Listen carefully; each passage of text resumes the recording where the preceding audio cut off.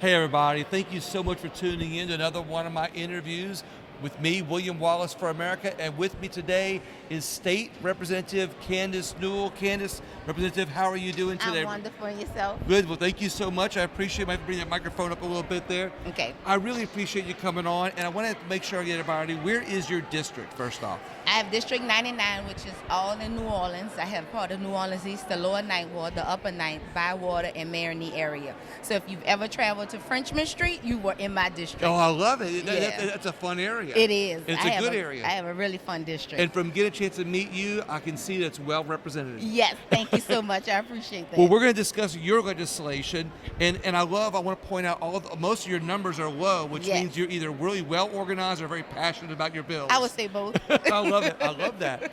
Well, let's get a little bit closer to me here. You've got House Bill 41 provides relative to race and national origin discrimination in education, employment, public accommodations, and housing options. Yes. What the bill is commonly known as the Crown Act, which is the Crown stands for Creating Respectful World for Natural Hair. And so it's to end hair discrimination. Most people don't notice or recognize that there is discrimination against people's hairstyles. And it's women who are affected by this, and it's mainly women of color. And the discrimination can range across different types of hairstyles. So braids, the way my hair is right now, dreadlocks, locks, twists, or curls could be discriminated against. They've had several women here in Louisiana who have either lost their jobs or had job offers rescinded because of the way they wear their hair, either in its natural state or if they're put in a protective style. Some have been told that it's too ethnic. Some has been told that they don't match the culture of the workplace.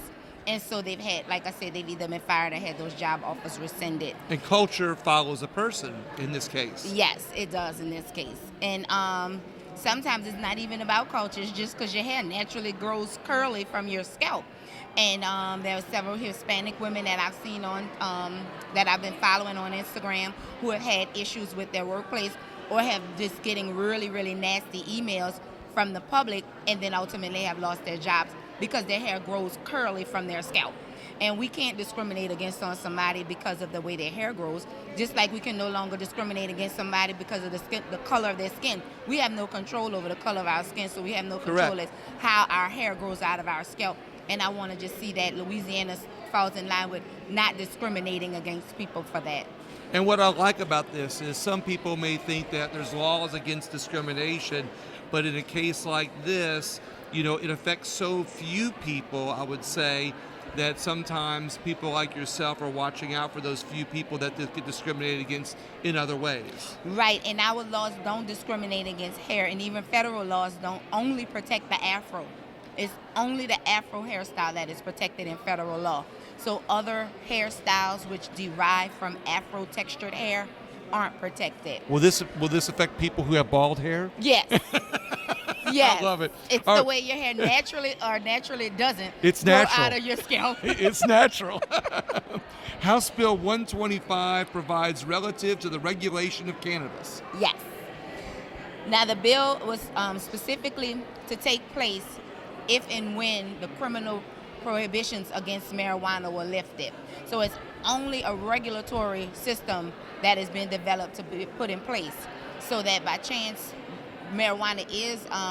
recreational marijuana is legalized, it'll give Louisianians citizens the opportunity to take a part in this new economy. Okay. Because what I've seen so often, we legalize stuff here in Louisiana, and then you have companies from New York, California, Texas, they come in and they allow our citizens to be employees, but our citizens are never the ones that are spearheading that new industry and being the owners and the operators of those new industries. So I wanted to put something in place that will put Louisiana first. And on top of that, it's recreational marijuana. So this is something that our citizens are going to be ingesting. And I wanted to make sure that we had the proper oversight and regulation so that what our constituents are consuming is a healthy product. It's a safe product, and it's a product that can create the industry could create generational wealth for our citizens first. I love three things that you're saying. One, you're putting up Louisiana and the citizens first. You're putting safety in there also, Yes. but you're also putting Louisiana jobs up front. And I like the fact that you pointed out that a lot of times, we legalize something or something happens and everybody comes in the state and Yeah. Louisiana doesn't get to take care of it. And Exactly. you looked out for the citizens, and I appreciate that. Right, because and then this marijuana is going to use up our natural resources, so it's going to use land that's already owned by Louisiana citizens, and they wouldn't have to be put in a position to where is they're bought out some land that they've had in their families for generations, and they're looking at this pretty dollar that a big company from somewhere else can offer them to buy that land to start a company that they could have taken a part of on something that they already own. And something else that I've noticed here that I like that you're bringing up is that you live in an area that doesn't have a lot of land. We don't have a lot and of you're land. you're looking out for, in your district, you don't have a lot of land, but you're No. looking out for people with land in other parts of the state, Yes. which tells me that you're not looking out for your district, but you're looking out for For the jobs state. for people in the state. Right, because if they can grow, if we can put this regulation in place, other states, other cities, other parishes are going to grow this product. It's going to be manufactured in another in another area. But I know in my city, Yeah. we're going to have the stores to sell it. So it's just playing hand in hand, and one parish helping the other. Like, you wash my back, I wash yours, and that's how I see that the state should work. Helping each other out. I appreciate Yes. that. House Bill 680 provides relative to notice of changes to polling places. Yes, I thought this was important because after some of the storms that have come, and especially after COVID as well, a lot of polling locations were changed. And that was due a lot in safety for our elderly, because a lot of citizens do vote inside of facilities that nursing homes, and not nursing homes, but areas that businesses, are right. that are for elderly to live. Right. And those locations were moved for the general public. And sometimes they didn't know until they went there, and then they were told that their polling place was somewhere else. I want to make sure that there's a centralized place for everyone to see that their polling location has changed and where it has moved to. So this provides that is the Secretary of State has to put this information on its website, and then the local parishes and municipalities, it would be permissible for them to either put it on the clerk's website or this voter registrar. And we put an or because every voter registrar doesn't have a website, every Right. sheriff doesn't have one, but it's either or that's there that they have in the parishes. So it's just to allow for them to offer that assistance to their citizens, just to inform them of to where their new voting location is. And it also has a portal for you to be able to get an app on your phone, the Go Vote app, that Right. gives you that information right on your phone. But if you don't have it, you don't have to download the app. You have the portal that's available to you as well, just to get a listing of all the polling site locations. Representative Newell, I'm going to thank you for bringing this up, especially because I'm a firm believer that our elections should be accessible To everyone. Yes. And this is one of those things that makes our elections accessible to people. It does. And I appreciate that. And it allows folks to have a solid and concrete voting plan to vote in person. Yeah. We have the access to vote by mail, but a lot of people just like to go in that box Right. and press that button, and this gives them give them confidence in their voting plan. I think in-person voting is better, but that's I do too. I like that. I just enjoy it. Yeah, I do too. The process, I went and voted, and Yeah. But most of all, I like the fact that you're making this to where the citizens can be more involved. Yes. Because a lot of times our citizens aren't voting, No. but then sometimes they don't vote because in a case like this, they might miss their polling place. Right. Thank you for bringing that one up. House Bill 704 provides relative to the breast cancer awareness special prestige license plate. When I first read this, I said, well, we already have a license plate for that, but yours is a little bit different. It is a little bit different. It is not creating a new license plate. We already have the breast cancer license plate, like you stated. However, those funds were going to the Susan G. Komen Foundation. This is going to redirect the money to the local breast cancer awareness program here. And what I've learned through the process of bringing this bill forward is that the program helps women who are uninsured or underinsured get the preventive care that they need, to get the testing that's needed, mammograms and their PAPs yearly exams and whatnot, just to make sure that they don't have cancer, and if they do that, they're going regularly enough to the doctor that it's caught in an earlier stage. Once again, you're looking out for Louisianians, because not only is this money now going to be shared with Louisianians. It's not just going into a fund that could get squandered. It's going to a fund with a specific purpose to help women. Yes. I like that. In Louisiana. In Louisiana. I like this. I'm loving this. So we got House Bill 1065 provides relative to notice of changes to polling places. Now, I'm just going to guess, but I want you to explain it. This would put the teeth into the one we just talked about a minute ago? Yes, it's kind of to streamline the voting process. Okay. You know what? No, this is not that one. I'm sorry. That's my substitute bill. That's okay, yeah. Because I had a lot of amendments to the seven. Right, exactly. So that's why it's a higher number. I That's why I'm in the thousands. Okay. And I love this process because the people of Louisiana, this helps people follow the process. The lower numbers, the higher numbers, and how it works. Yeah. So I'll let you finish explaining that. Yeah, the higher numbers are the bills that were introduced once we were in session. Right. The lower numbers, that's the ones that were pre-filed before we got into session. It gave our staff a little bit of time to work on it. Yeah, exactly. Gave us time to work with them. But oftentimes we have in a bill, and we've worked with so many people, and to get it to a good point, we had to make a lot of amendments.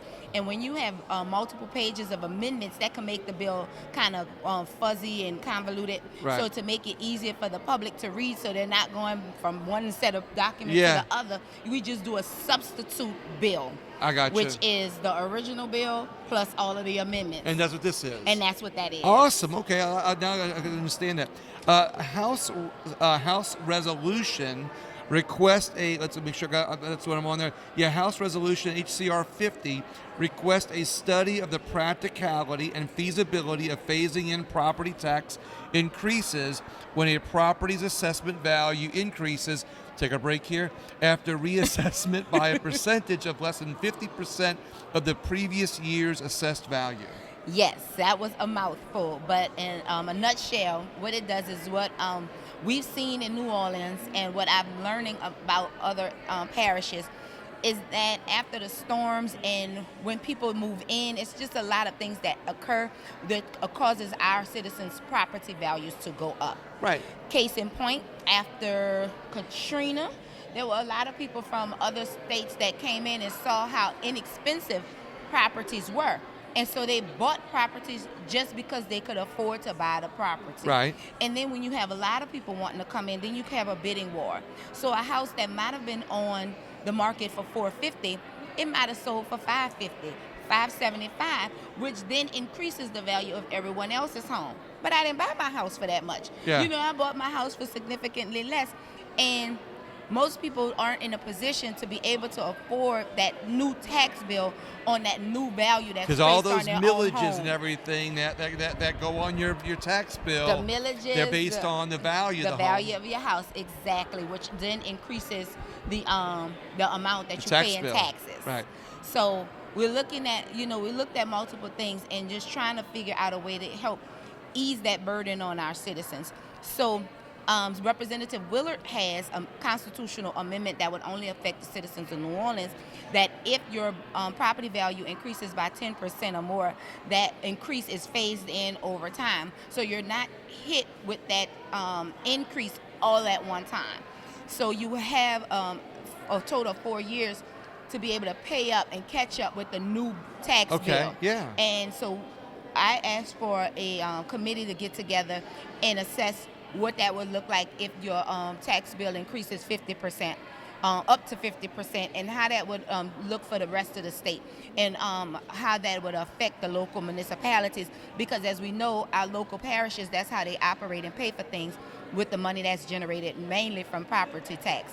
And so we wanted just to see how that phase in would affect their bottom dollar for each parish. This is probably going to save ownership for many people who lose their homes. It would definitely help with that. Over a few dollars, and this could probably save a lot of people with their homes. Yes. Thanks for looking out for people like that. Thank you. House Resolution 8, and this is, you must be real because you're in the top 10 on this one, recognizes Tuesday, March 15th, 2022 as Equal Pay Day. Yes, so March 15th was 72 days into the new year. That is how long it took for women to earn what men had earned in the past 12 months. So it took women a little over 3 months to earn what men earned only in 12 months.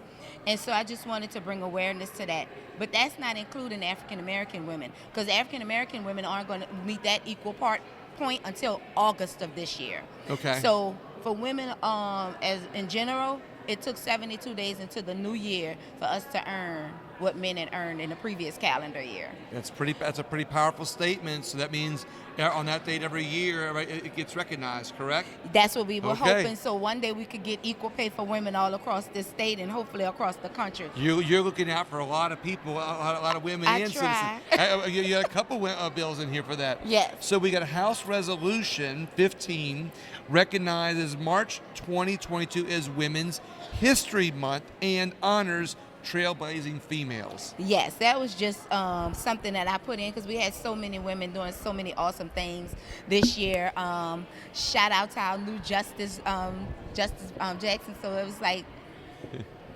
so it was just awesome just to see this history being made, and I just wanted to put that on the calendar just to recognize all of the women across history that have just been trailblazers and created the opportunity for me to be here speaking to you today as a representative for District right. 99. Exactly right. Well, like you said, you're leading the way, and like I said, sometimes, like we talked about your first bill with this hair discrimination, a lot of people don't realize, Right.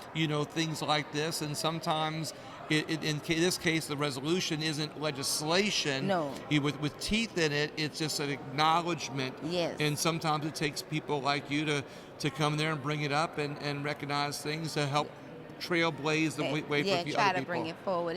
And most of them are urges and requests just to start the conversation so people can understand and see how this is beneficial to their areas as well as the author's area. And eventually it does lead to some legislation with some teeth, as you say. I love it. Well, Representative Newell, do you have anything else to tell us, or any other news going on that you want to talk about? No, not at this time. I just appreciate you inviting me to come back on and talk with you. It's always Well, a you were pleasure. with me before, and I tell you what, it's always a good interview, and Yes. I always love your positive attitude, Thank and I always love how hard you're working, for your district. And I always want to invite people to not only watch other interviews. This will be a podcast. It'll be on all my Facebook, YouTube, and Rumble pages at William Wallace for America. Thank you once again for being on there. I really Thank you for appreciate it. having me. And everybody else, please share the video, the podcast, and spread the word and check out the legislation. And have a great day.